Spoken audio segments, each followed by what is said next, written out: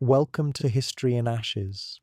This is the place where the past is not just retold, but sifted carefully, piece by piece, through the smouldering remains of human experience. Tonight, or perhaps today, depending on where you are, we're traveling to the winter-bleached ruins of Stalingrad, a place where silence itself was a weapon and patience could mean the difference between life and death. Here's something that might surprise you right away. In that shattered city on the banks of the Volga River, a sniper could determine the fate of hundreds. One single trained shooter, hidden in the ruins of a collapsed apartment block or buried beneath the rubble of a factory floor, could hold down an entire German platoon for days. The numbers sound almost impossible, but in the Battle of Stalingrad alone, Soviet snipers claimed tens of thousands of confirmed kills. Their rifles were not the massive artillery guns you may imagine when you think of World War II, but simple bolt-action weapons, carefully handled with icy patience. And these quiet hunters became the heartbeat of Soviet resistance in one of the bloodiest battles ever fought. You might think of tanks, planes, and heavy machine guns when you think of modern war. But in Stalingrad, the city itself became the weapon, a labyrinth of broken walls, twisted staircases, and hollowed-out factories. In that environment, the sniper was not just a soldier. They were the eyes and nerves of an entire army. And the chilling reality is this: more soldiers died in Stalingrad than the entire British and American armies lost in the whole war combined. Imagine that. The scale is almost too vast for the human mind to grasp. Yet inside those unimaginable numbers, it was often a single pair of eyes staring through a scope that decided who lived and who died next. Before we go deeper into this story, I have a small favor to ask. Could you go down to the comments and let me know where in the world you're watching this from and what time it is there? I like to imagine someone listening at midnight in California while another drifts off to sleep at dawn in Tokyo. It makes this history feel alive across the map. And while you're down there, could you subscribe to History in Ashes? Otherwise, much like a sniper without ammunition, this channel will wither and die. So help us reload. Now, picture yourself in late 1942, standing among the skeletons of buildings where the Volga River bends.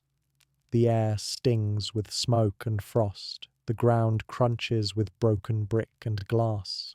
You hear distant artillery, but closer by there is an eerie quiet. It's the quiet that makes you nervous. You step out from behind a wall and then, crack, a single shot. Somewhere, hidden beyond sight, a sniper has just made their decision. That's how it felt for the German soldiers who tried to advance. Every ruined street was haunted by invisible watchers. They called it Rattenkrieg, the War of Rats, because it was fought in holes, basements, crawl spaces, and rubble, with snipers lurking in all of them. Soviet snipers at Stalingrad did more than kill. They forced the Germans into paralysis. Imagine a squad ordered to take a factory floor. If a sniper was out there, the soldiers would hug the ground, unwilling to move. Hours, sometimes entire days, could be lost in this stalemate, all because of one well-placed marksman. And in a battle where time itself was a resource, this mattered. It bought the Soviets breathing space. It bought them another day to bring reinforcements across the frozen Volga, another night to regroup inside the rubble, another chance to hold on to the city. The shocking part is how ordinary many of these snipers were before the war. Vasily Zaitsev, whose name became almost mythical, had been a humble shepherd in the Ural Mountains. He grew up hunting wolves with his grandfather, learning how to wait in the snow for hours without moving. When he came to Stalingrad, those lessons from the wilderness became weapons sharper than any blade, and he was not alone. Dozens of Soviet snipers came from peasant or working-class backgrounds, hunters or factory workers who adapted their skills to urban ruins. The Soviet command understood quickly that snipers were more than just shooters. They were symbols. Propaganda made heroes out of them. Their kill counts were published in newspapers. Their stories circulated in the ranks, giving hope in a battle that otherwise felt hopeless. Soldiers whispered about snipers like Zaitsev, who supposedly killed over 200 enemies in Stalingrad alone. Whether every number was accurate hardly mattered. What mattered was the effect. The German army began to believe that every pile of bricks had a rifle behind it, and the Soviet defenders began to believe that they were not just surviving, but hunting. Think about the mechanics of it. A Soviet sniper at Stalingrad often worked with a partner. One held the rifle, the other observed with binoculars, spotting for movement.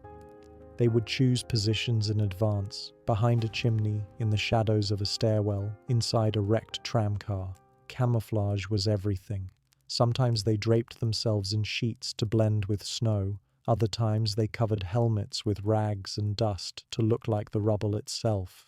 And once in position, they stayed there, sometimes for an entire day, unmoving in the bitter cold, waiting for a German to expose even a hand. It's easy, from the distance of time, to imagine this as exciting or glamorous.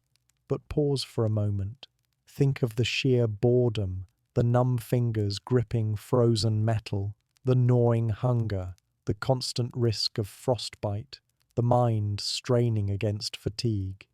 Every moment could be meaningless until suddenly 1 second of violence shattered the stillness. That was the rhythm of a sniper's life. Hours of nothing, seconds of everything. What fascinates me is how this patience became decisive.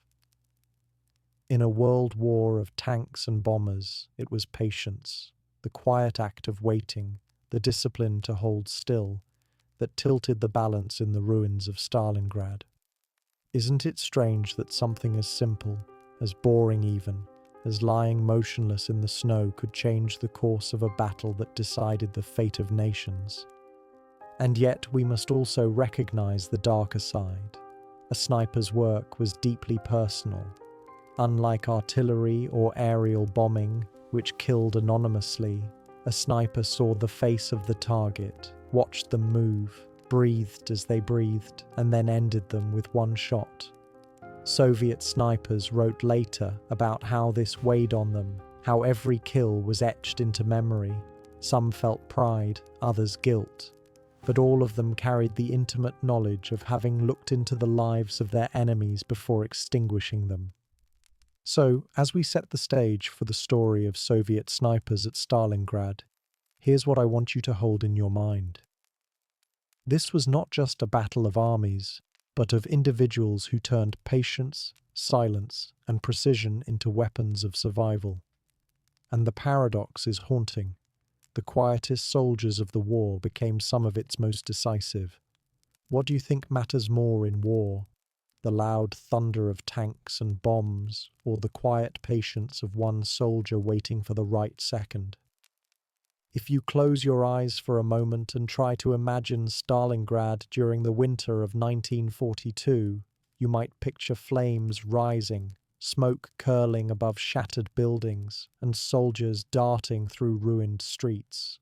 But I want you to take a slower look, to imagine not the chaos of explosions, but the lingering silence that followed them. Because it was in that silence that the Soviet snipers thrived. And it was in the silence that life in the ruins became both unbearable and strangely suited to their deadly patience. Stalingrad had been a city of industry, with tall chimneys, vast steel works, and sprawling neighborhoods that housed the workers of those factories. When the Germans arrived in late summer, the city was alive with hundreds of thousands of civilians. But as the battle dragged into winter, the once bustling streets became unrecognizable. Entire districts were flattened by Luftwaffe bombing raids, leaving only hollow shells of apartment blocks and piles of rubble. To the Germans, it looked like a wasteland. To the Soviets, it became a fortress. And to snipers, it was the perfect hunting ground. Think of a ruined building, its walls torn open, staircases dangling into voids, windows shattered. For most soldiers, it was a nightmare. No safe cover, no clear vantage point, every corner hiding death. For a sniper, it was opportunity. Every hole in the wall was a possible firing point, every pile of bricks a place to vanish into. The city itself seemed to conspire with the defenders. Even collapsed streetcars and heaps of twisted metal became part of the battlefield, strange camouflage in a landscape of destruction. But living in this city was misery. The temperature dropped well below freezing. Food was scarce, and water often had to be melted from snow or chipped from ice under fire. Imagine being a soldier, or even a civilian, trapped there. Every day you scavenged for scraps of bread. Every night you shivered in basements filled with smoke from makeshift fires. Disease spread in the damp shelters, and the stench of decay clung to the ruins. For the Soviet snipers, who had to remain still for hours at a time in this environment, it meant enduring hunger, thirst, and cold without a flinch. That is what made them so different. An ordinary soldier could dash for cover or scream when a shell exploded. A sniper had to stay still even as rats crawled over their boots, as lice chewed their skin, as shells thundered only yards away. Imagine sitting in the ruins of a burnt-out apartment block, pressed against a wall of cracked plaster, with broken glass biting into your elbow, waiting motionless for 6 or 7 hours, knowing that any twitch could reveal your position. That was daily life for them. It's worth considering that the city itself almost trained the soldiers. Civilians who survived the bombings were already used to hiding, scurrying between buildings, finding quiet corners to rest.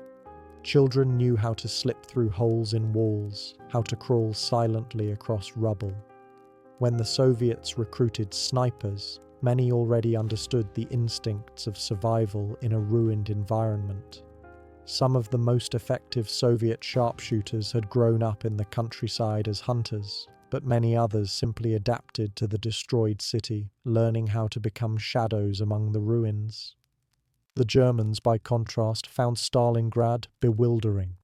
Their army had been trained for blitzkrieg, fast-moving warfare across open plains, tanks rolling across fields, aircraft dominating the skies. In Stalingrad, the skies were often filled with smoke, tanks got trapped in rubble, and soldiers advanced only a few yards at a time. For every German soldier, there was the constant fear that a sniper's bullet was waiting the moment they stepped into the open. A single trip across a street became a gamble with death. This is why many German accounts describe Stalingrad as a place where progress was measured not in miles but in footsteps. Snipers shaped this environment in invisible ways. For instance, German soldiers learned quickly to avoid looking out of windows because snipers were watching. Even the act of lighting a cigarette could be fatal. One faint glow in the darkness, and a bullet would follow. German officers often had to crawl rather than walk, because standing upright was an invitation to be shot. And so, without firing endless rounds of ammunition, Soviet snipers shaped the rhythm of the entire battle simply by existing, by being unseen but always felt. Now, let's think about the civilian survivors, because they too played a role in this strange city war. Many civilians stayed in Stalingrad throughout the fighting, either because they couldn't leave or because they refused to abandon their homes. They lived underground in cellars, caves and dugouts. Children carried water and food to soldiers when possible. Some civilians even helped snipers, pointing out German positions or hiding them in basements. This blurred the line between soldier and civilian. In such a landscape, everyone became part of the survival effort, and every shadow could conceal an ally or an enemy. Life in the ruins was also marked by scarcity. Snipers had to ration not only food, but ammunition. A sniper's rifle was often precious, passed down from one soldier to another, and each bullet had to count. Unlike machine gunners who could fire dozens of rounds in panic, snipers knew that one wasted shot could mean the difference between life and death, not only for themselves but for their comrades relying on them to hold a street or delay an attack. This made them disciplined in ways that mirrored the discipline required simply to live in Stalingrad. Both survival and killing depended on patience. When you think about the city's geography, you realize why snipers were so effective. Stalingrad stretched along the Volga River, narrow and elongated, so supply lines were short but also exposed. The Germans tried to push from west to east toward the river, but every block they captured exposed them to fire from the next. Soviet snipers often positioned themselves behind German lines, having slipped through sewers or rubble, striking at officers or messengers to sow confusion. The ruined environment made this possible in a way that open terrain never could. And here's a detail that may seem small but shaped everything: the dust. When buildings collapsed, they filled the air with fine dust that clung to clothing, faces, and rifles. For snipers, it was both curse and camouflage. Dust could reveal a position if disturbed, but it also coated them in the same grey as the ruins, blending them perfectly into the background. Even the smell of dust became part of life, a mix of ash, smoke, and decay that never left the nostrils. The ruins also created unique acoustic conditions. Sound carried strangely in shattered buildings. A single footstep might echo down a corridor and sound like it came from elsewhere. Snipers used this to their advantage, listening carefully for subtle shifts in sound that betrayed a German soldier's movement. They became not just watchers, but listeners, attuned to the faintest signs of life in the debris. It's easy to romanticize this, but let's not forget the human cost. Many Soviet snipers were young, barely more than teenagers. They endured cold, hunger, fear, and isolation. Their eyes strained constantly through scopes, their nerves frayed by waiting and killing. Some became legends. Many others died unnoticed, buried under rubble or struck by counter-sniper fire. Life in the ruins was not just about skill, but about endurance, about the mental toughness to keep waiting, to keep fighting in conditions that seemed unbearable. What strikes me most is how the environment of Stalingrad mirrored the qualities of the snipers themselves. Both were broken yet resilient, silent yet deadly, ruined yet capable of shaping history. The city became a partner in their work, a vast and terrible camouflage that turned every street into a hunting ground. Without those ruins, Soviet snipers would not have been nearly as effective. Without the snipers, the ruins would have been nothing but destruction. Together, they became the crucible of resistance. And here's the thought I want to leave you with as we end this section. If war shapes cities, can cities also shape war? In Stalingrad, the answer was yes. The destruction created not just suffering but also new strategies, new possibilities, and new kinds of soldiers. The ruins themselves became the silent ally of the Soviet snipers. So let me ask you this. When you think of the Battle of Stalingrad, do you see a clash of armies, or do you see a city itself fighting back through the hands of those who knew how to use it? By the time the Battle of Stalingrad reached its freezing climax in late 1942, the Soviet Union had already learned something crucial. A sniper was not just another soldier. A sniper was a multiplier of force, a single person who could tie down entire units, sow terror, and alter the rhythm of battle without firing more than a few rounds in a day. But to become that soldier required more than just a steady hand. It demanded a mindset, a discipline, and an acceptance of stillness that few people could endure. So let's step back for a moment from the ruins of Stalingrad and look at how Soviet snipers were trained. Unlike the romanticized vision of a lone wolf crawling through the snow, The reality was systematic. The Red Army, recognizing the potential, began creating sniper schools across the Soviet Union. Some were set up in Moscow and other major cities, while mobile training units moved to the front lines, turning promising recruits into marksmen within weeks. The training began with the basics of shooting. The Soviet sniper's main tool was usually the Mosin Nagant rifle, a bolt-action weapon that had been around since the late 19th century.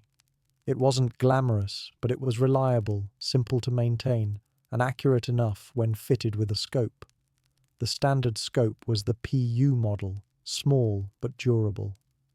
Trainees practiced for hours, not just hitting targets, but learning to understand their rifles, how temperature could affect the barrel, how humidity might shift a shot, how to compensate for wind. They became intimate with the rhythm of breathing. Inhale, exhale, pause, fire. In the stillness between heartbeats, the bullet left the chamber. But shooting was only the surface. Camouflage was the true art of sniping. Trainees learned to blend into any environment, not only with uniforms but with improvised coverings. In snowy landscapes they wore white smocks. In rubble-strewn cities they rubbed dust and soot into their clothes. In fields they used grass or branches. Some even strapped strips of cloth to their rifles to break up the outline of the barrel. The rule was simple. If you can be seen, you can be killed. So the first duty of a sniper was to vanish. Think for a moment what this required in Stalingrad. Imagine lying in a ruined factory, surrounded by bricks and twisted metal, and needing to become part of that ruin. A sniper would position themselves among the debris, often so well hidden that comrades walking past wouldn't notice them. They learned to use shadow as a cloak, to position themselves where the light would not reveal the glint of a lens. Even their movements had to be disguised. Adjusting a rifle was done slowly, deliberately, in sync with other noises. A shell exploding in the distance, rubble shifting nearby, so the enemy wouldn't notice. Another part of training was patience. Instructors drilled into recruits the idea that a sniper's greatest weapon was not the rifle, but the ability to wait. You might spend 10 hours in the same position for one shot. You might watch dozens of enemy soldiers pass by, resisting the urge to fire, waiting instead for the most valuable target, an officer, a machine gunner, a radio operator. This discipline was not natural. Most young recruits wanted to act, to move, to fight, but sniping demanded suppression of impulse. It demanded calm. And here lies the strange philosophy of patience. War usually rewards aggression, speed, and numbers. Sniping rewarded restraint, stillness, and solitude. To succeed, a sniper had to accept boredom, hunger, and discomfort. They had to find meaning in waiting, in doing nothing until the perfect moment. In some ways, it was as much a mental practice as a physical one, not unlike meditation twisted for deadly purposes. The sniper learned to quiet their mind, to steady their pulse, to endure the passing hours without giving in to fatigue. Now, consider how this philosophy played out in practice. A Soviet sniper would often work in pairs. One was the shooter, the other the spotter. The spotter's role was not glamorous but crucial, scanning the battlefield, noting wind direction, estimating distances, and warning of threats. Together, they became a unit of patience. The shooter trusted the spotter's eyes, the spotter trusted the shooter's trigger, and both trusted each other's ability to remain still when every muscle screamed to move. Targets were chosen carefully. The best kill was not the one that made the biggest sound, but the one that made the enemy stumble. Officers were high value because their loss could cause confusion. Radio operators were essential because communication kept units coordinated. Machine gunners, with their devastating firepower, were prime targets too. And sometimes, snipers aimed for the psychological effect, killing one soldier in a group and then waiting, letting the survivors fear the unseen presence, too terrified to move. Soviet doctrine also emphasized teaching snipers to read the battlefield. They had to notice patterns, when German patrols shifted, when supply runs happened, when soldiers relaxed. Snipers struck when the enemy felt safe, at mealtimes or during quiet stretches. This created constant unease for the Germans, who could never feel off guard. Even the simplest acts, like eating or smoking, became risks. It's worth noting that many Soviet snipers were women, and they often excelled at the discipline required. The Red Army did not restrict women from combat in the same way as many other armies, and women proved to be among the most patient and deadly sharpshooters. Instructors observed that women often had steadier hands and were more comfortable with the long stillness of waiting. Their presence reshaped the perception of what a soldier could be, but more on that later when we reach their stories in detail. Back to tactics. One of the most effective techniques was the use of decoys. Snipers would set up helmets on sticks, or even mannequins made of straw and rags, to draw enemy fire and reveal German snipers. Once the enemy gave away their position, the Soviet sharpshooters would strike. Sometimes they created false sniper nests, obvious-looking spots designed to attract German suspicion, while the real sniper hid elsewhere. It was a game of trickery, played in silence, where the first to reveal themselves usually died. Another technique was mobility. While patience was key, staying in one spot too long was dangerous. Once a sniper fired, they often relocated, crawling through sewers or shifting to new ruins, so the enemy couldn't track them. This constant movement created the illusion that snipers were everywhere, haunting the city like ghosts. The Germans could never pin them down, which magnified the fear. Now let's talk about the culture that developed among Soviet snipers. Kill counts were recorded and sometimes celebrated. Newspapers published stories of sharpshooters who reached impressive numbers, turning them into heroes. This was not only propaganda, but also motivation, inspiring others to emulate their patience and skill. Yet within sniper circles, there was also humility. Veterans often mentored new recruits, passing down techniques, teaching them the small details, how to place a rifle on a folded coat for stability, how to spot the shimmer of glass that might reveal an enemy's scope, how to track footprints in the snow. This mentorship created a lineage, a kind of quiet brotherhood and sisterhood within the Red Army. Think about this. Many of the snipers who became legends had been ordinary people before the war, hunters, shepherds, factory workers. Their skills came not from advanced technology, but from human adaptation. The rifle was simple, the environment hostile, but what mattered was patience, discipline, and observation. In a world war dominated by machines, the Soviet sniper was a reminder that individual skill and mindset still counted. This is why I call it a philosophy. To be a sniper was to embrace slowness in a fast war, to embrace invisibility in a conflict obsessed with spectacle. It was, in its own grim way, a philosophy of silence. And silence in Stalingrad proved more powerful than the roar of tanks. So as you think about these early tactics, let me leave you with a question. In a battle measured in millions of lives, can the quiet patience of a single soldier truly outweigh the thunder of armies? Or is it that in the ruins of Stalingrad, patience itself became the deadliest weapon?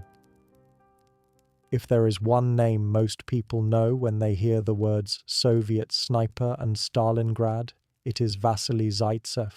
But what makes a name survive across decades of history while others fade?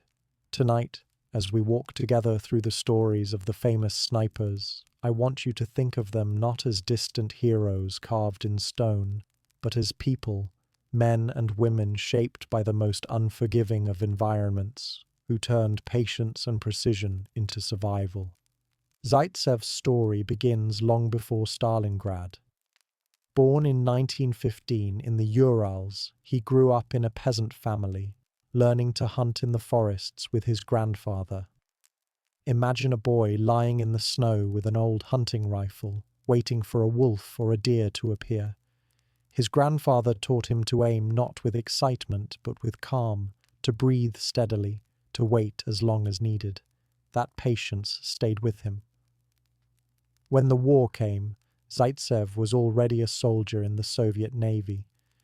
But when the Germans advanced on Stalingrad, he volunteered for the front.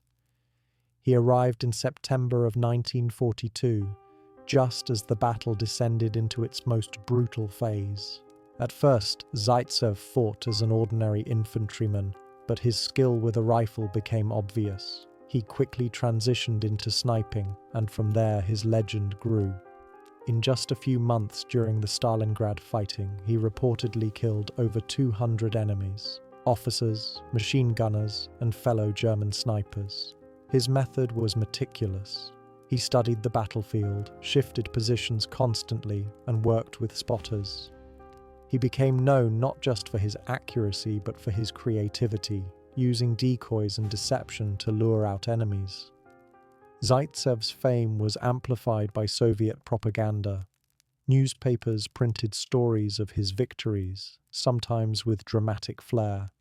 He became a symbol of the Soviet soldier, humble, skilled, unbreakable. This was important not just for morale in Stalingrad, but for the entire Soviet Union. People needed heroes, and Zaitsev fit the role. But remember, behind the propaganda was still a man crouching in rubble, enduring hunger and cold, pulling a trigger again and again, and carrying the weight of every face he saw through his scope. And Zaitsev was not alone. The Red Army produced many other snipers whose names deserve remembrance. One was Ivan Sidorenko, another legendary marksman. Unlike Zaitsev, Sidorenko fought mostly outside Stalingrad, but he became famous across the Eastern Front. A coal miner before the war, he reportedly killed over 500 enemies and trained hundreds of new snipers. His contribution was not just in his personal kill count, but in the multiplication of skill. Every sniper he trained became another ghost on the battlefield. Another was Nikolai Ilyin, credited with over 400 kills. Ilyin, like many others, came from an ordinary background, but his persistence and patience set him apart. His work in urban fighting mirrored that of Zaitsev, lying motionless in the ruins, striking at high-value targets, and vanishing before retaliation. He too was celebrated in Soviet press, though his fame never reached the same global scale.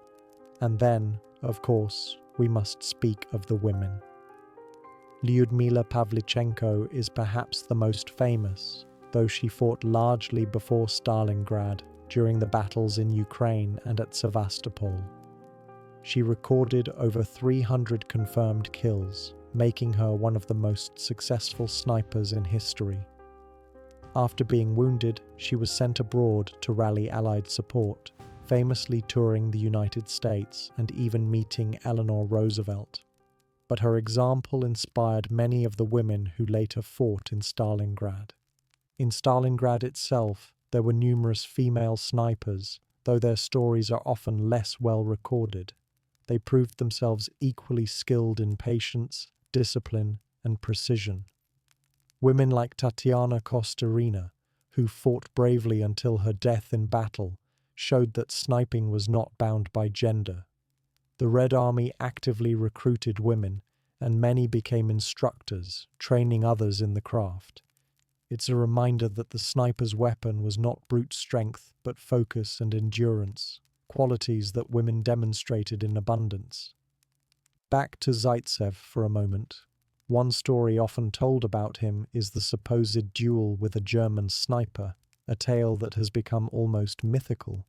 Soviet accounts described how Zaitsev hunted down a German sharpshooter sent specifically to kill him, sometimes named as Major Koenig. The two played a deadly game of patience across several days, until Zaitsev finally spotted his rival's scope glinting and ended the duel with one shot. Historians debate whether this story is fully true or inflated by propaganda, but its power lies in what it represents. The idea of snipers as dueling ghosts, locked in personal combat amid the ruins of a vast battle.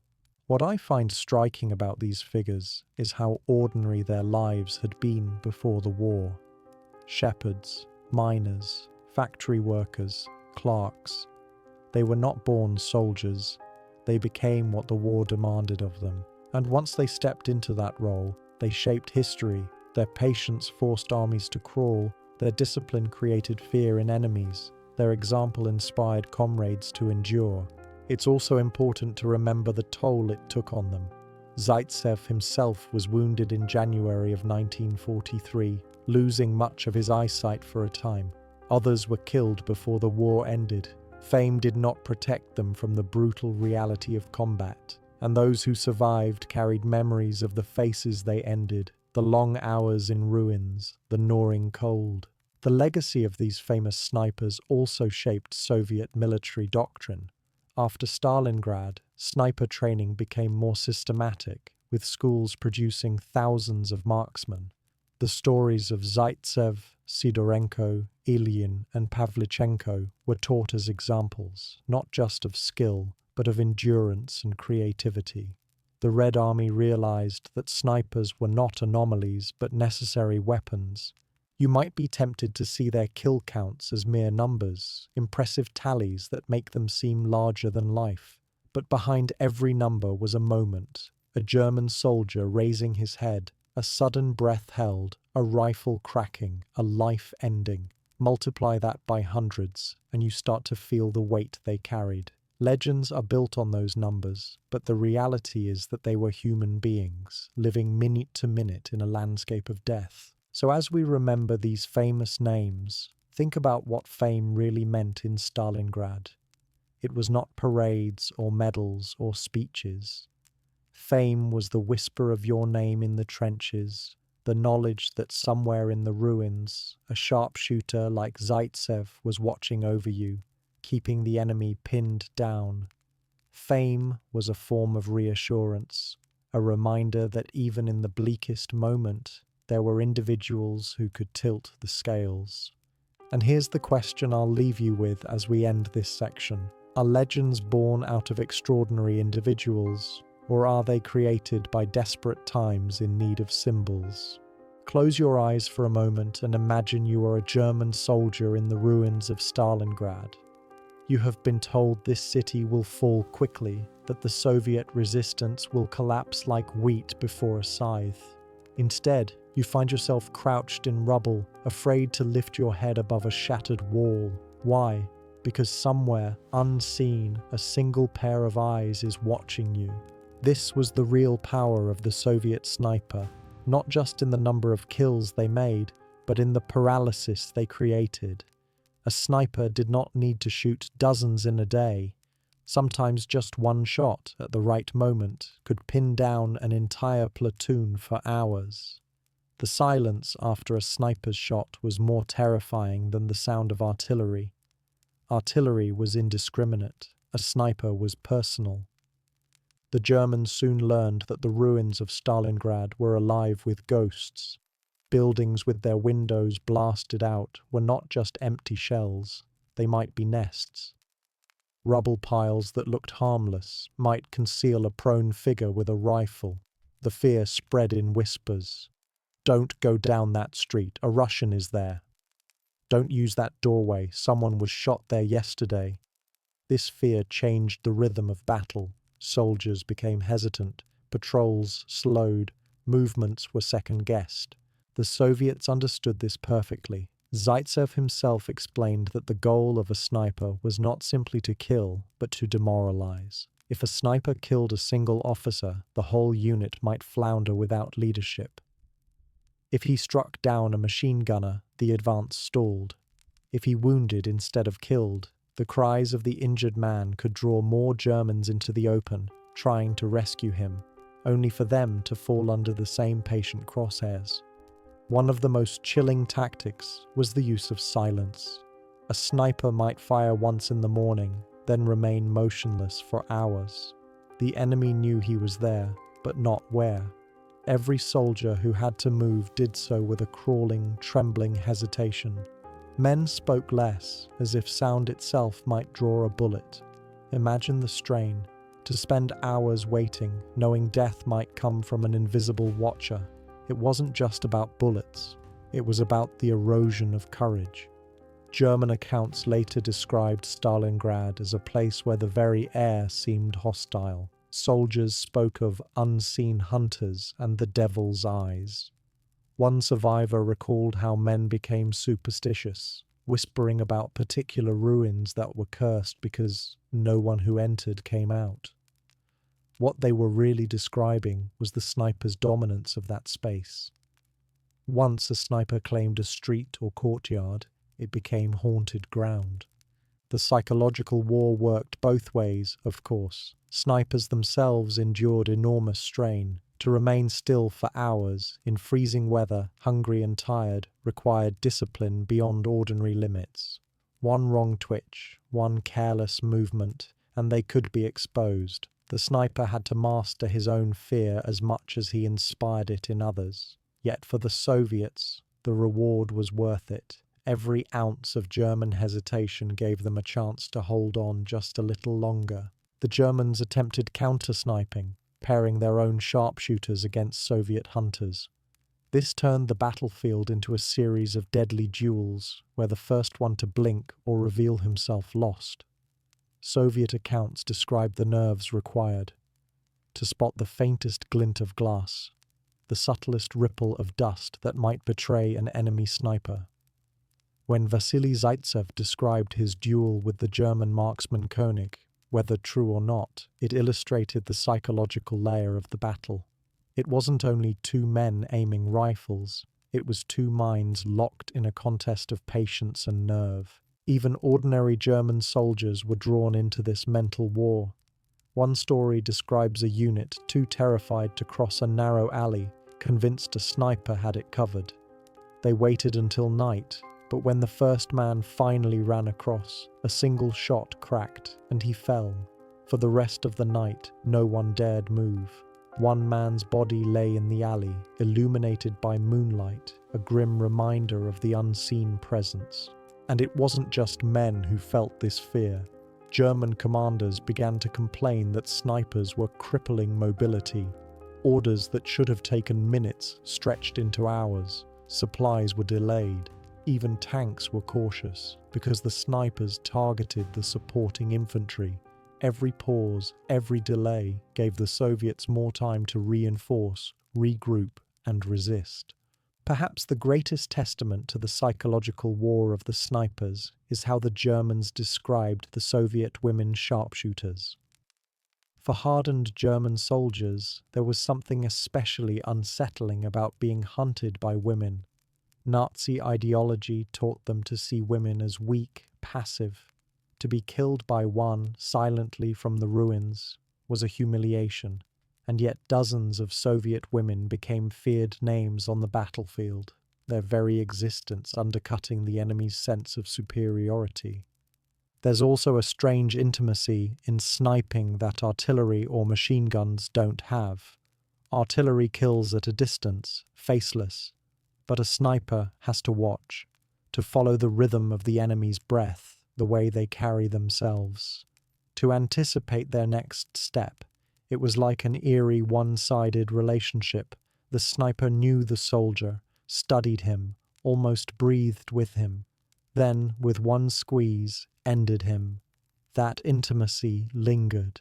Survivors spoke of the haunting sense that they were always being observed, even when no shot came. Some German memoirs describe the paranoia vividly. Men avoided looking at windows, convinced that doing so would draw fire. They crawled in daylight where they should have walked. One officer noted bitterly that our men are dying of fear before they are dying of bullets. That was the essence of the sniper's psychological power, the ability to spread death without firing a shot. The Soviets leaned into this effect with propaganda. Newspapers circulated stories of snipers who terrorized Germans for days. Tales were told of Zaitsev or Sidorenko killing dozens in a single sitting. These stories, true or exaggerated, added to the fear. German intelligence surely intercepted them, fueling the sense that snipers were everywhere. And here's the irony. While one side told stories to build morale, the other side whispered the same names in fear. The same story that gave hope to a Soviet soldier huddled in a trench could sap the courage of a German patrol in a ruined street. If you think about it, snipers were not just killers. They were psychological architects. They designed fear, constructing it bullet by bullet, silence by silence. And that architecture of fear reshaped Stalingrad. It turned a city into a place where the shadows themselves seemed alive, where every corner, every doorway might be your last. Let's pause here. Take a breath. You can almost feel the tension, can't you? Imagine being in that ruined city, night after night, knowing you might be seen but unable to see. That is the invisible war snipers fought and won in Stalingrad. If you think back to the ruined streets of Stalingrad, you can almost hear the stillness between artillery barrages. A silence so heavy that the crunch of a single boot on rubble might betray you. That silence wasn't empty. It was alive with tension, because hidden somewhere in that rubble might be another sniper. Not the faceless terror of machine guns or shells, but a rival hunter, waiting, watching, every bit as patient as you are. The duels between snipers became one of the strangest, most intimate features of Stalingrad. Imagine lying motionless for hours, your rifle resting against cold brick, your breathing slowed until it matches the rhythm of your heartbeat. Across the street, hidden in another ruin, is someone doing the same thing. Neither of you can see the other. Both of you are waiting for the faintest mistake. It isn't about pulling the trigger quickly. It's about patience, about outlasting the man who is studying you just as closely as you are studying him. The story most people know is the tale of Vasily Zaitsev's duel with a German sharpshooter often called Major König. Whether or not this duel happened exactly as described is still debated. German records do not confirm König's presence. Some historians believe the story was partly a creation of Soviet propaganda, meant to turn Zaitsev into a larger-than-life hero. And yet, the fact that the story became so central tells us something important. The idea of the sniper duel perfectly captured the atmosphere of the battle. Two men, silent and unseen, waiting each other out in the ruins of a dead city. It was a metaphor for the whole war on the Eastern Front. According to Zaitsev's own account, König was sent specifically to eliminate him because his growing reputation was damaging German morale. For the Soviets, this was a thrilling tale, one man so dangerous that the enemy deployed a master to hunt him down. The duel reportedly lasted several days. König changed positions constantly, covering his tracks, leaving no obvious signs. Zaitsev, equally patient, studied the ruins, looking for something, anything, that might give away his rival. What makes the story gripping is not the moment of the kill, but the hours of waiting that came before it. Zaitsev described noticing a piece of metal plate in the rubble, something that seemed unnatural. There was a faint glint of light at its edge, almost invisible unless you stared long enough. He guessed that König might be hiding behind it, his scope peering through a small gap. Zaitsev aimed slightly off-center and fired. The story says König never moved again. Whether this duel happened or not, it highlights the strange nature of sniper warfare. It wasn't about spectacular numbers. It was about detail, a shimmer of light, the flicker of dust, the angle of a shadow. These were the clues that meant life or death. The sniper's duel was like a slow-motion chess match, where every piece could remain frozen for hours, waiting for the other to blink. But Zaitsev wasn't the only Soviet sniper drawn into these intimate contests. Across Stalingrad, every day, pairs of sharpshooters and their spotters played these games of nerves against their German counterparts. The conditions were almost unimaginable.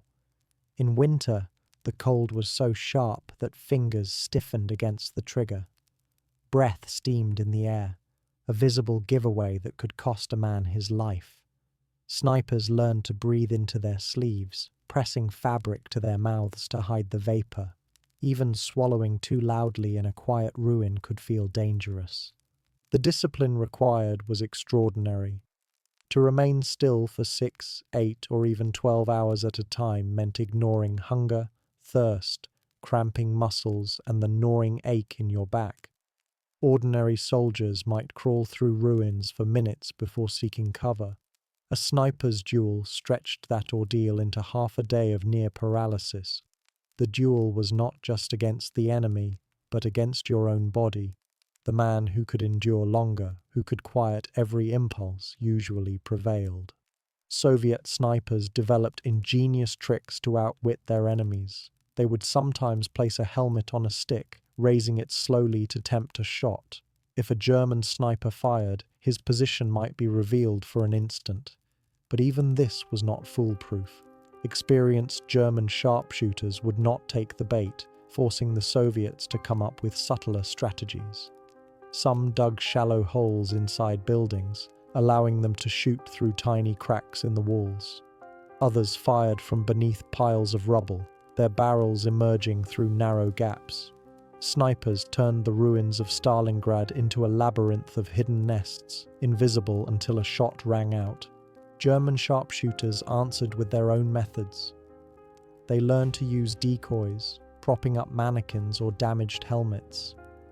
They crawled rather than walked, hugging shadows, masking their movements with the thunder of artillery or the crash of collapsing walls.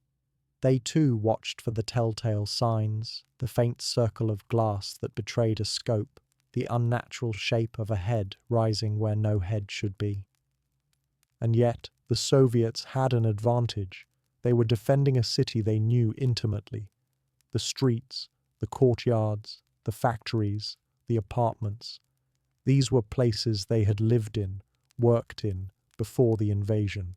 Even shattered, they knew how light fell at certain hours, which walls offered concealment, which vantage points overlooked strategic ground. For German soldiers, Stalingrad was alien and hostile. For Soviet snipers, it was home, even in ruin. The duels were not always fatal. Sometimes both snipers would lie in wait, each convinced the other was watching, until exhaustion forced them to withdraw. Other times duels stretched for days, with no clear winner, but even when no shot was fired, the duel shaped the battlefield. It slowed advances, pinned down soldiers, and created an atmosphere of dread that clung to every ruined street. Spotters played a crucial role in these duels. Soviet snipers often worked in pairs, one man behind the rifle, the other scanning with binoculars. The spotter was the safety net, the extra pair of eyes. If the sniper grew too focused on the scope, the spotter might notice movement elsewhere. It was a partnership built on absolute trust. The spotter also often acted as bait, shifting subtly to draw attention, raising decoys, or watching the wider environment while the sniper zeroed in. Together, the two men became a unit of patience and precision. The psychological weight of these duels cannot be overstated. Imagine being a German soldier, knowing that in some ruin 100 yards away was a man who had studied you for hours, memorized the tilt of your helmet, the way you held your rifle. You would never meet him face to face, but he knew you intimately. That intimacy, the knowledge that someone had watched you breathe and waited for the perfect moment to end your life, haunted soldiers long after the duels were over. German memoirs describe the effect vividly. Soldiers became hesitant to step into open spaces, terrified of windows and rooftops. Some refused to cross courtyards in daylight. An officer once wrote that his men were dying of fear before they were dying of bullets. That was the triumph of the sniper duel. Victory was not just measured in bodies, but in the hesitation, the paralysis, and the dread it instilled. For the Soviets, the stories of these duels became powerful propaganda. Newspapers spread tales of Zaitsev and his comrades killing dozens in a single day. These stories may have been exaggerated, but they had real consequences. Soviet soldiers drew courage from them, believing their snipers were exacting justice in the ruins. German soldiers, hearing the same names whispered in fear, found their confidence sapped. The same story, depending on who heard it, could either inspire or terrify. And what about the duels we don't know? For every famous encounter, there must have been countless others, nameless Soviet sharpshooters against nameless Germans, both lying in rubble, both waiting, both consumed by silence. Some of those duels ended in sudden death, others in quiet withdrawal. Most were forgotten. But together, they shaped the rhythm of Stalingrad, a war within a war, fought in the shadows. Even today, if you visit Stalingrad, now Volgograd, the air seems heavy with memory. The ruins are rebuilt, but the silence lingers. Stand in one of those courtyards, and you might imagine two men, unseen, holding their breath, locked in a contest neither could abandon. That silence, more than any propaganda, tells you what these duels meant.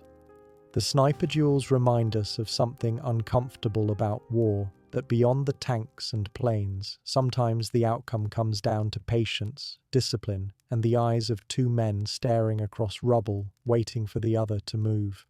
It was a strange intimacy, both terrifying and deeply human, and it helped decide the fate of Stalingrad. So here's a question worth holding in your thoughts before sleep. How many of these duels happened without ever being recorded, without names attached, without legends created? How many lives ended in silence, unnoticed, in the rubble of a city that had already become a graveyard? In the frozen silence of Stalingrad's winter, there is a story that has echoed louder than artillery shells or collapsing factories. You have likely heard whispers of it. The duel between Vasily Zaitsev, the Soviet sniper who had already carved his name into the ruined walls of the city, and a supposed German master sent to kill him. It is a tale drenched in both myth and fact, one of those stories where the line between propaganda and truth grows blurry, and yet it remains one of the most gripping human dramas of the war. What makes it remarkable is not only whether it happened exactly as described, but why it was told, how it was told, and what it meant to men and women locked in the nightmare of Stalingrad. To imagine this duel, you must first imagine what the battlefield looked like when such a confrontation could take place. By late autumn and early winter of 1942, the city was an expanse of rubble, broken brick, and shattered concrete. The Volga's grey waters were frozen at the edges, and temperatures dropped so low that corpses left in the open became stiff and unmovable, frozen into grotesque statues of war. Entire city blocks had been leveled, leaving walls without roofs, staircases leading nowhere, and cellars that became the nests of both Soviet defenders and German intruders. This was the perfect environment for snipers, a city turned into a labyrinth, filled with shadows, openings, and perches. A battlefield without front lines, where death could come from a single glint of glass or the whisper of movement 200 yards away. Zaitsev had already become a legend among his comrades. His official tally would eventually be over 200 confirmed kills, though the real number might have been higher. He hunted methodically, crawling into positions and waiting for hours, sometimes days, without moving, blending into the dust and ash of the city. He knew that killing a single enemy soldier might not change the outcome of a battle, but instilling fear into hundreds of others could freeze their advance. Snipers were not just killers, they were psychological weapons. And in Stalingrad, where every street corner was contested, the psychological war mattered almost as much as artillery. So the story goes that the Germans, alarmed at the effect of Soviet snipers, decided to send one of their best to eliminate Zaitsev. Some versions say this man was a major in the Wehrmacht named Erwin König, the head of a sniper school in Berlin. Others suggest he may have been just an ordinary but skilled sharpshooter whose identity was inflated by Soviet propaganda.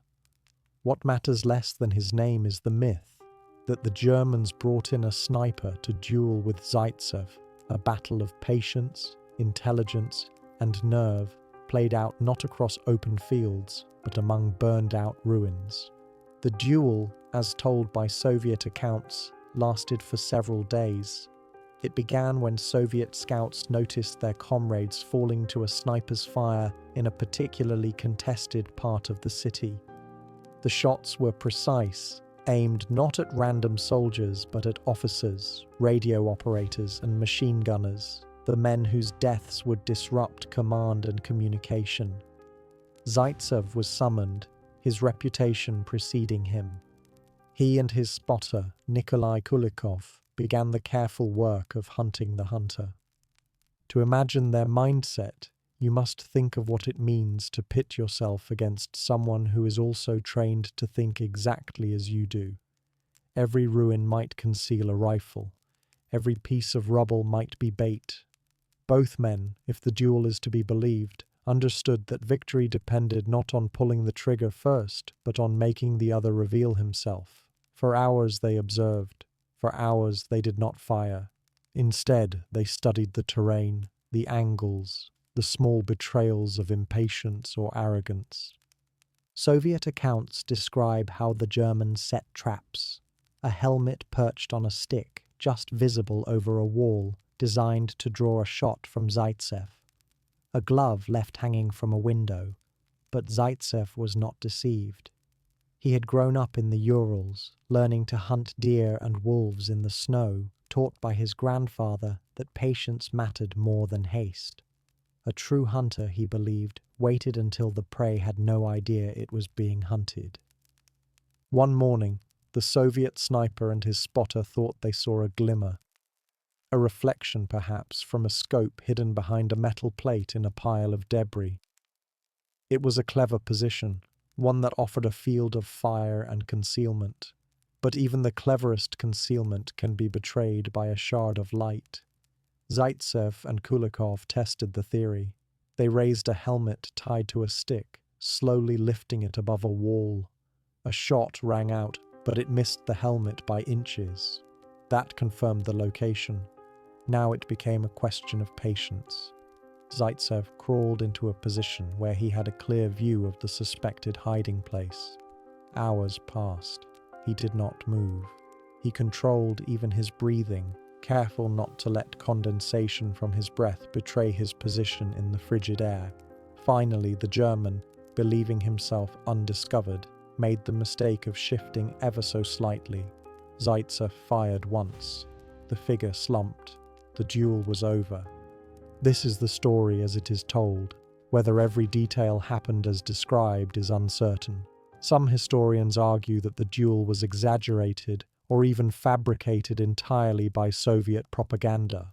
After all, a story of a heroic sniper outwitting a German master fitted perfectly into the Soviet need to inspire courage in soldiers who were fighting street by street in the ruins. The duel became part of Zaitsev's memoirs, later adapted into books and films. But whether myth or fact, the story itself served a purpose. It turned one man's patience and skill into a symbol of Soviet resilience. Think for a moment about the effect such a story would have on a weary soldier, cold, hungry, and surrounded by death. To hear that a comrade, armed with nothing but a rifle and his wits, had defeated the best the Germans could send, it was more than entertainment. It was proof that the Germans were not invincible, that even in the worst conditions, a Soviet soldier could outmatch them. Propaganda thrives on hope. and in Stalingrad, hope was a weapon as vital as ammunition. There are also deeper layers to consider. Sniper duels were not uncommon in the city. Many Soviet and German sharpshooters engaged in contests that might last days, each waiting for the other to reveal himself. Zaitsev's duel is the most famous, but countless others went unrecorded, ending in sudden deaths where one name was remembered and the other forgotten. The story of a duel was not just about Zaitsev, it was about the idea of Soviet cunning and German defeat. For the Germans, the psychological impact of snipers was devastating. Imagine being ordered to cross a street, knowing that an invisible rifle might be trained on you, waiting for the smallest mistake. Entire units were delayed because men refused to move without covering fire. Commanders had to deploy artillery to destroy suspected sniper nests, often wasting shells on empty ruins. Fear spreads faster than bullets, and snipers multiplied that fear tenfold. But what lingers after the duel is not just the question of whether it truly happened, it is the human image of two men locked in a contest of patience, intelligence, and survival. There is something timeless about it, something that speaks to the primal nature of warfare. In a battle measured in tens of thousands of dead, one duel might seem insignificant. Yet stories like these remind us that war is not just about numbers. It is about individuals and the myths that grow around them. And so, you are left with the question: did Zaitsev truly face a German master sniper in a duel for the soul of Stalingrad? Or did the Soviet storytellers craft a legend to keep their comrades fighting? Perhaps the answer lies somewhere in between. But more important than the answer is the effect the story had, and still has. It continues to echo through history, not because it tells us what happened, but because it tells us what people wanted to believe. Do you think the power of this story lies in its truth, or in the way it gave meaning to the chaos of Stalingrad? By the time the duel story spread through the trenches and ruined cellars of Stalingrad, it was already doing the work that mattered most, keeping tired, frost-bitten men alert, reminding them that one Soviet soldier could face down the enemy's best and prevail. Whether you or I treat the tale as literal fact is almost beside the point. What mattered was the way it breathed life into a city gasping for survival. Imagine the atmosphere. Entire regiments had been reduced to a few dozen survivors, huddled among broken chimneys and stairwells.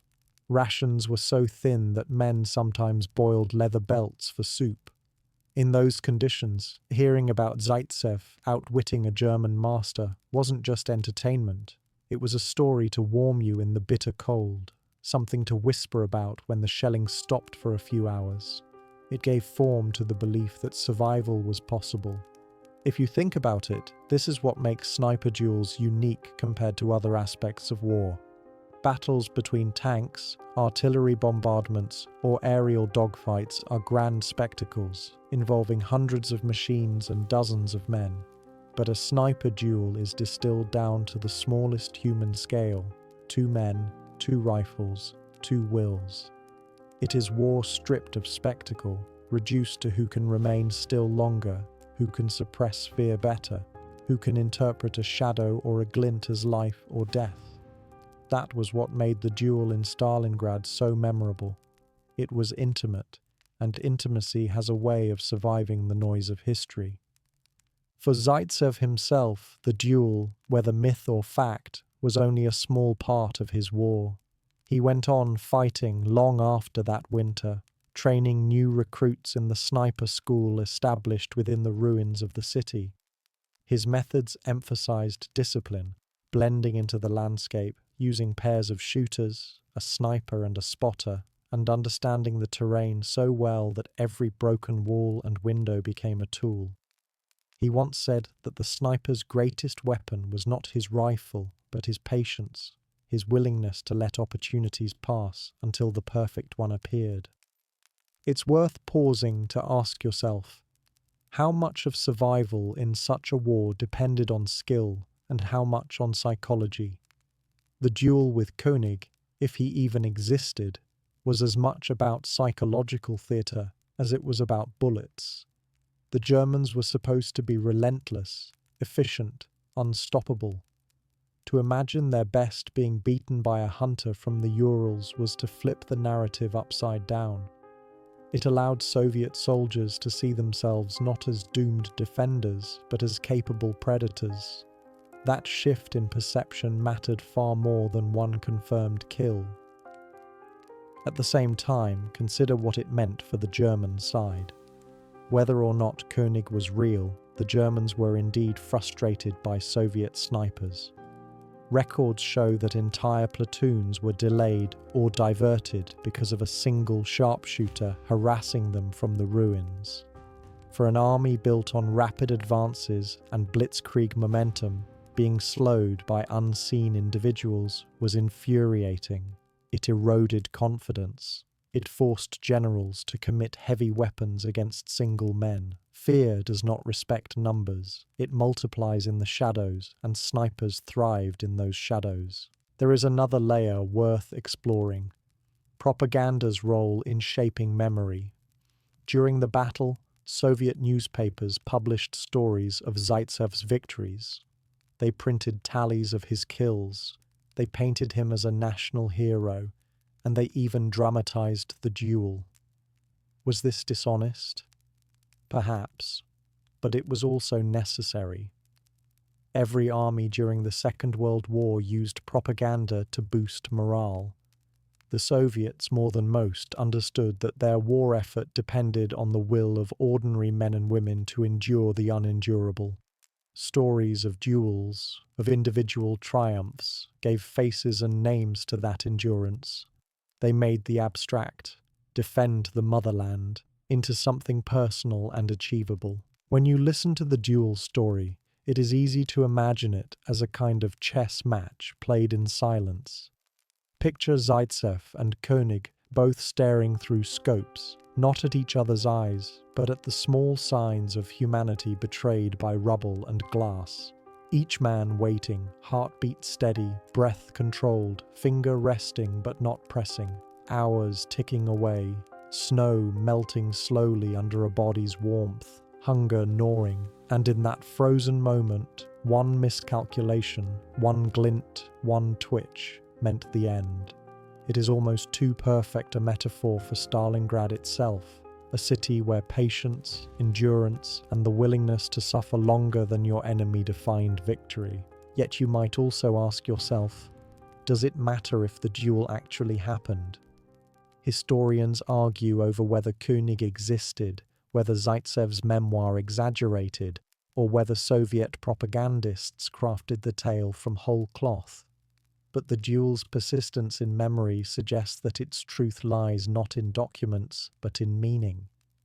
Even if no such German officer came to Stalingrad, the story captured what every soldier already felt, that their struggle was a duel, not just of armies, but of wills. That is why, decades later, filmmakers and novelists return to the duel, turning it into legend. You may have seen it dramatized in modern cinema, where the duel is painted in vivid detail. But strip away the embellishments, and what remains is the same haunting idea. One man with a rifle, hidden among ruins, can tilt the course of history, not because of how many enemies he kills, but because of the fear he inspires and the hope he embodies. So as you lie here tonight listening, think about that. A duel, maybe real, maybe invented, but so powerful that it has survived generations. Does the value of a story come from its factual accuracy, or from the way it carries meaning through time? Perhaps in Stalingrad, where so much was reduced to ashes, meaning itself was the rarest and most necessary weapon of all. And this leaves us with a question that lingers like the echo of a distant rifle shot. When history blends with legend, should we seek only the truth of what happened, or should we also honor the truths people needed to believe in order to survive? You may be surprised to learn that during the siege of Stalingrad, Soviet women snipers were among the most feared of all defenders. While the Germans had anticipated that men would be the primary threat, they were shocked to discover that women, often young and quiet, could be just as deadly. These women were trained rigorously, selected for their discipline, eyesight, and calm under pressure. In many cases, they had grown up hunting in the forests, learning patience and stealth long before the war. When the city became a battlefield, these skills translated directly into survival and lethality. The most famous among them was Lyudmila Pavlichenko, nicknamed Lady Death by her enemies. She had already distinguished herself in the earlier battles of the Eastern Front, but it was Stalingrad that truly tested the limits of her skill and endurance. Pavlichenko reportedly accounted for over 300 confirmed kills, and that number does not include unconfirmed shots or the countless times she merely held an enemy in place with the threat of her rifle. Every soldier who crossed her sight line had to think twice. She was methodical, almost surgical, moving silently from building to building, her body blending into shadows and rubble. These women were not just snipers, they were survivalists. Stalingrad offered no luxuries. Food was scarce, water often frozen, and the cold could be lethal. Pavlichenko and her colleagues learned to improvise. They boiled snow for water, scavenged scraps of bread from abandoned kitchens, and reused their clothing to stay warm. Their camouflage was practical as well as clever. Mud, soot, and even pieces of debris were used to break up their outlines, making them almost invisible against the crumbling backdrop of the city. Imagine being a German soldier in Stalingrad and realizing that the threat above or below you might not be a hulking man, but a quiet young woman lying perfectly still, rifle in hand. The psychological impact was profound. Many soldiers reported that these women seemed impossible to detect, and that fear of being shot by one was almost constant. The concept of the female sniper, trained, lethal, and patient, violated every expectation the Germans had about warfare, adding an additional layer of dread to the already terrifying city. The Soviet military recognized the value of these women and put significant effort into training them. Their courses were rigorous. Beyond the mechanics of shooting, they learned patience, how to read terrain, and the subtle art of waiting without moving for hours. They practiced controlling their heartbeat, timing their shots to exhalations, and making even the smallest twitch invisible. It was a science as much as it was an art, and it demanded both discipline and courage. One notable strategy employed by these snipers was the use of multiple firing positions within the same building. A single sniper could occupy a top floor, then quietly move down to a cellar or side window, giving the impression that the threat was ubiquitous. Enemy soldiers, unable to pinpoint the source of the gunfire, often avoided entire streets. In essence, one woman could dominate an area far larger than her physical reach would suggest, spreading fear as efficiently as she fired bullets. Spotters were often paired with these women, just as they were with male snipers.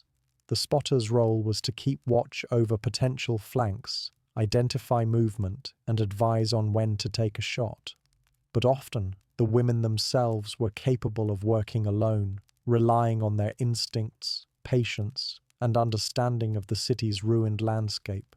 Pavlichenko herself often operated without a spotter, navigating the chaos of battle with careful, precise steps that kept her alive while others fell around her. There are accounts of women snipers in Stalingrad who trained civilians in basic marksmanship, teaching men, women, and even teenagers how to defend their homes. These improvised courses were brief, yet they instilled confidence and coordination in a desperate city. In many ways, the presence of female snipers became a symbol of resilience. Ordinary citizens, young women, performing extraordinary feats to hold back a relentless enemy. The impact of these women extended beyond numbers and kills. The Germans were forced to adapt. Units could not simply charge a building because a woman might be waiting with a rifle. They had to move more cautiously, rely on artillery, and sometimes retreat entirely from streets considered hot zones. Fear of female snipers slowed advances, disrupted supply lines, and drained morale. A single young woman could achieve what might take dozens of men simply through the combination of patience, stealth, and discipline. Life for these women was extraordinarily harsh. Unlike male soldiers who sometimes had access to slightly better rations, accommodations, or clothing, women snipers often lived in the most exposed positions. They slept where they could, sometimes under rubble, with only the occasional fire to warm them. Frostbite, hunger, and exhaustion were constant companions. Yet remarkably, they endured. Their mental strength was as much a weapon as their rifles, allowing them to stay alert when others might have succumbed to despair. Some women even became the subjects of propaganda to boost morale across the Soviet Union. Photographs, letters, and stories celebrated their courage, portraying them as symbols of the motherland itself. Patient, vigilant, and deadly to the invader. While these depictions were meant to inspire, the reality was harsher, far more grueling, and sometimes terrifying. These women lived in constant proximity to death, yet moved as if it were a natural extension of their existence.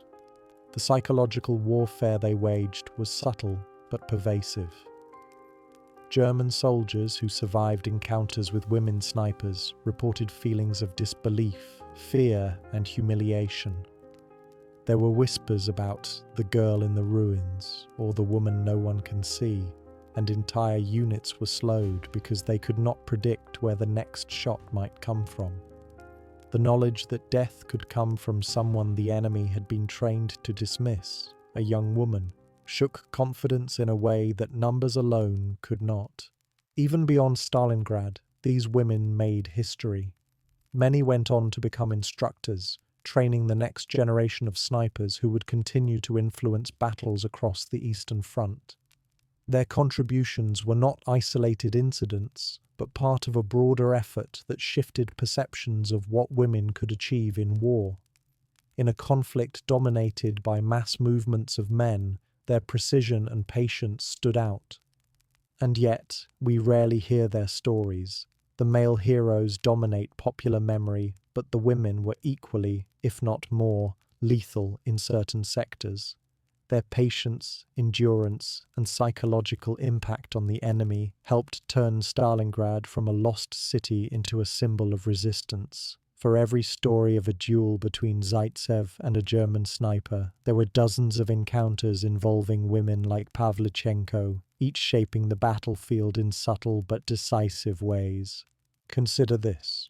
In a war measured by grand offensives and catastrophic losses, sometimes the most decisive moments came from a single pair of eyes hidden in rubble, waiting, patient, lethal. A woman sniping from a ruined balcony could halt an entire unit. She could instill fear with one shot, teach courage by surviving another, and embody the resilience of a city that refused to fall. It is a strange paradox. The female snipers were both vulnerable and invincible. Their bodies were small, their faces easily overlooked, yet they wielded a weapon that extended their influence far beyond physical limitations. The urban battlefield of Stalingrad, with its chaos and destruction, magnified their effectiveness, turning patience into power, silence into terror, and resilience into history. And as you imagine the ruins of Stalingrad tonight, consider this.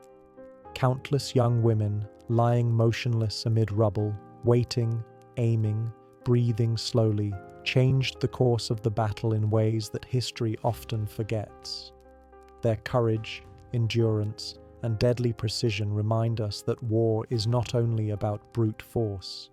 Sometimes it is about who can endure the longest, who can remain unseen the longest, and who can hold the line with nothing but focus, patience, and a rifle. So now, as you reflect on these incredible women, ask yourself, how many lives did they save not by firing indiscriminately, but by shaping fear, slowing the enemy, and instilling hope in their comrades. How many battles were decided in silence, under the watchful eye of someone who would not move until the precise moment arrived? And in the end, what does it mean for history that these stories are only now coming fully into view? Soviet snipers treated each building as a modular fortress. They moved through bombed-out apartments like chess pieces, understanding which walls offered cover, which rooftops provided clear lines of sight, and which cellars allowed undetected movement beneath the streets. They memorized the trajectory of sunlight through broken windows, learned to anticipate which debris would shift with the wind, and used the detritus of war, bricks, metal sheets, collapsed beams, to blend completely into their environment. In a way, Stalingrad's destruction created the perfect camouflage. The city's own scars became tools of survival and instruments of terror for the enemy. One particular tactic was the nest rotation. A sniper would occupy a position for hours, sometimes days, firing intermittently to create a presence in that area. Then, under the cover of artillery noise or darkness, they would relocate to a completely different nest within the same building or block. This made the enemy believe the sniper was omnipresent, that no street or alley was safe. The psychological effect was immense. German soldiers often avoided streets entirely, leaving supply routes blocked and advancing troops hesitant. In this sense, the city itself amplified the sniper's power. Each ruined structure was not only a hiding place, but an amplifier of fear.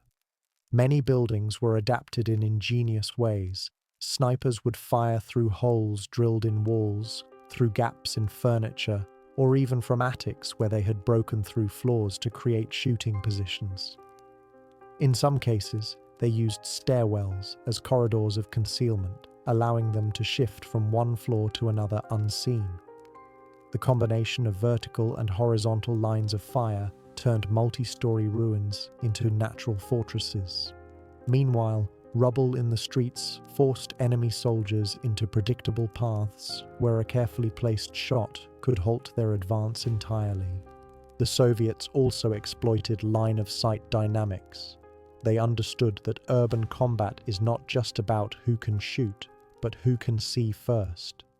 Snipers learned to identify the angles from which the enemy might approach and positioned themselves to strike before being noticed. They considered reflections in puddles, glints of metal, and even the way snow collected on surfaces as indicators of potential exposure. In Stalingrad, vision itself became a weapon. The snipers could see where the Germans could not, and in doing so, they controlled the battlefield. The Germans attempted to counteract these advantages. They used artillery to level suspected sniper positions, deployed smoke to obscure sightlines, and attempted to move in pairs or groups to minimize vulnerability. Yet, the city's complexity worked against them. Even when streets were cleared, the ruins offered countless hiding spots. Each building had multiple angles of fire, multiple entry and exit points, and enough debris to absorb or deflect bullets. For every tactic the Germans tried, the defenders adapted. Stalingrad's very structure became a force multiplier for the Soviets, and the snipers were the city's instruments. Street by street, building by building, the city dictated movement. German troops had to pause, scan, and carefully consider every step, while Soviet snipers, hidden above, below, or behind rubble, waited patiently. The physical geography of Stalingrad was weaponized. Broken tram lines became obstacles, collapsed bridges forced detours, and open squares turned into traps. The defenders' intimate knowledge of every twist, every ruined hallway, gave them an advantage that numbers alone could not overcome. Perhaps the most remarkable aspect of using the city as a weapon was how it shaped survival strategies. Snipers learned to move almost imperceptibly, timing their shifts with artillery fire or environmental sounds, wind, falling debris, distant explosions. They camouflaged themselves using materials from their surroundings, pieces of metal, wood, or fabric to break up their outline. They used shadow and light, darkness and fog to merge completely with the ruins. In essence, the city itself became part of their uniform, and the ruins became extensions of their senses and weapons. This approach transformed every encounter into a psychological battle. German soldiers entering Stalingrad often felt that every corner held danger, every window concealed death. The city was a three-dimensional chessboard, and the Soviet snipers were playing on all levels at once. Even when no shot was fired, the anticipation of attack slowed movements, disrupted command, and drained morale. Fear of the unseen sniper dictated how the Germans moved through the city, turning their operational advantages into liabilities. And yet, the defenders had to endure the same dangers. Being a sniper in such a ruined environment demanded constant awareness. Snipers had to track shifting debris, collapsing structures, and unpredictable weather while maintaining complete stillness. Their nests were often exposed to harsh elements, freezing temperatures, wind, snow, and rain. Meals were scarce, and sleep came in stolen moments. They relied on careful preparation, deep knowledge of the terrain, and an unflinching focus on survival. The city was a weapon in their hands, but it was also a lethal, indifferent environment. The ruins also forced creativity in tactics. Some snipers used decoys, helmets, clothing, or even mannequins placed in positions to draw fire or mislead enemy troops. Others used the city's multi-level architecture to establish overlapping fields of fire, allowing one sniper to cover another while remaining hidden.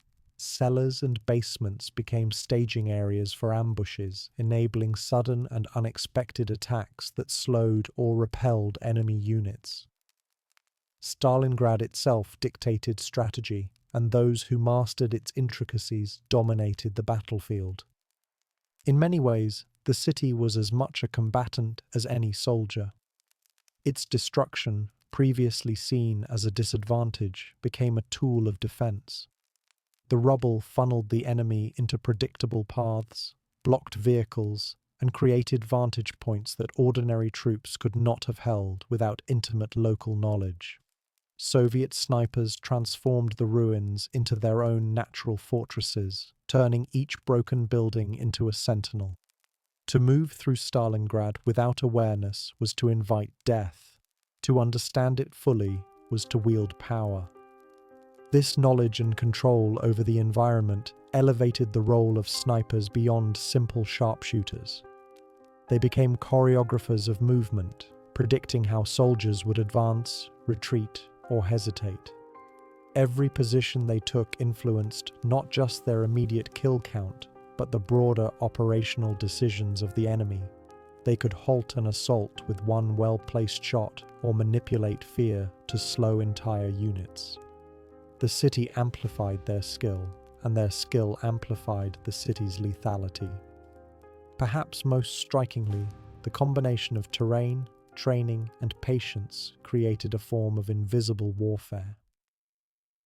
You could walk through a street that appeared empty and safe, only to realize hours later that someone had been watching, waiting, adjusting for the perfect moment.